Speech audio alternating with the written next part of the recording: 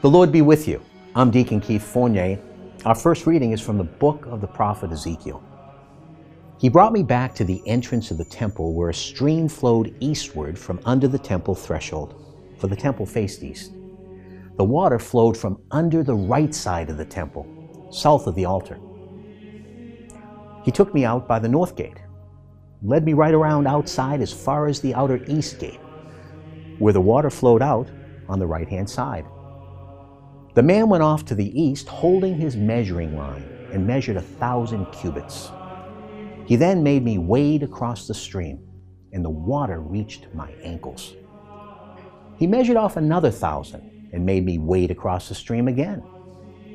The water reached my knees. He measured off another 1,000 and made me wade across the stream again. The water reached my waist.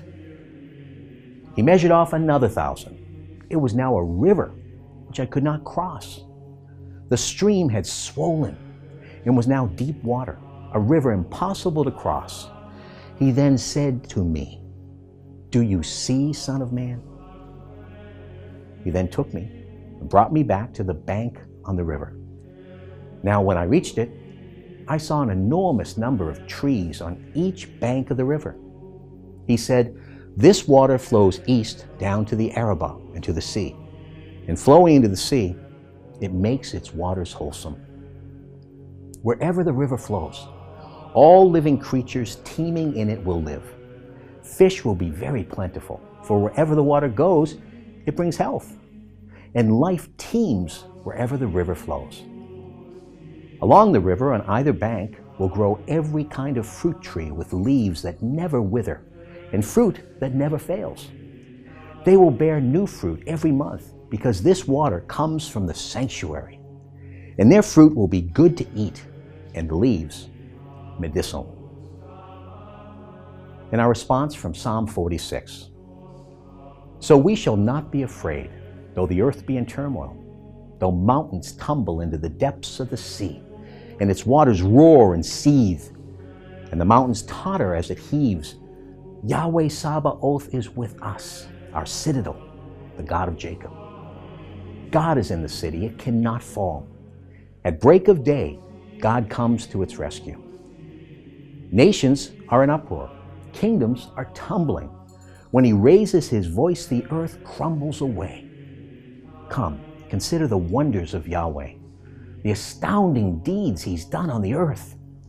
He puts an end to wars over the whole wide world. He breaks the bow, he snaps the spear, shields he burns in the fire."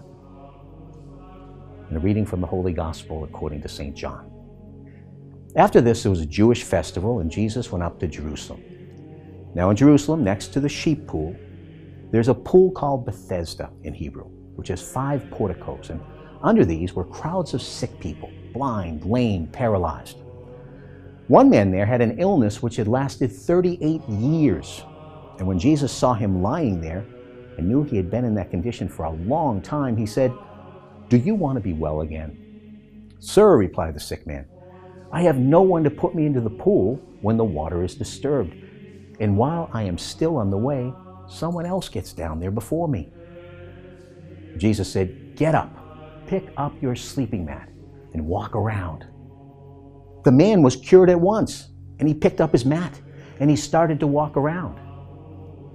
Now that day happened to be the Sabbath. So the Jews said to the man who had been cured, "It is the Sabbath. You are not allowed to carry your sleeping mat." And he replied, "But the man who cured me told me, 'Pick up your sleeping mat and walk around.'" They asked him, "Who is the man who said to you, 'Pick up your sleeping mat and walk around'?" The man had no idea who it was, since Jesus had disappeared, as the place was crowded. Now after a while, Jesus met him in the temple and said, "Now you are well again. Do not sin anymore, or something worse may happen to you." The man went back and told the Jews that it was Jesus who had cured him. It was because he did things like this on the Sabbath that the Jews began to harass Jesus. The Gospel of the Lord.